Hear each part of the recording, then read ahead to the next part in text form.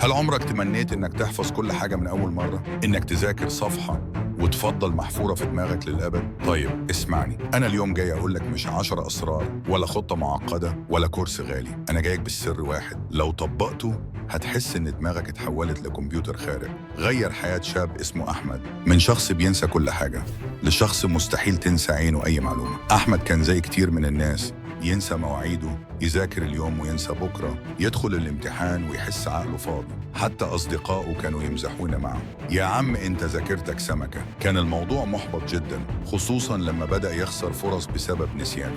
وفي يوم كان أحمد بيتفرج على فيديو تحفيزي وسمع جملة وقفت حياته: دماغك مش ضعيف، انت بس مش بتغذيه بالطريقة الصح. هنا وقف الفيديو وسأل نفسه: يعني أنا ممكن أغير ده كله بس بطريقة واحدة؟ وبدأ يبحث ويقرأ ويسأل لحد ما اكتشف الشرط الوحيد اللي غير كل شيء. هذا السر هو المراجعة النشطة خلال 24 ساعة. يمكن تقول بس كده؟ أيوه بس كده. أحمد اكتشف إن المعلومة لو ما رجعتها خلال 24 ساعة من وقت ما تعرفها، دماغك بيعتبرها غير مهمة ويحذفها تلقائيا. لكن لو رجعتها فورا بنفس اليوم، كأنك بتقول لدماغك احفظها، دي مهمة. أحمد قرر يلتزم بشرط واحد: أي معلومة يتعلمها يراجعها خلال 24 ساعة وبأسلوب نشط.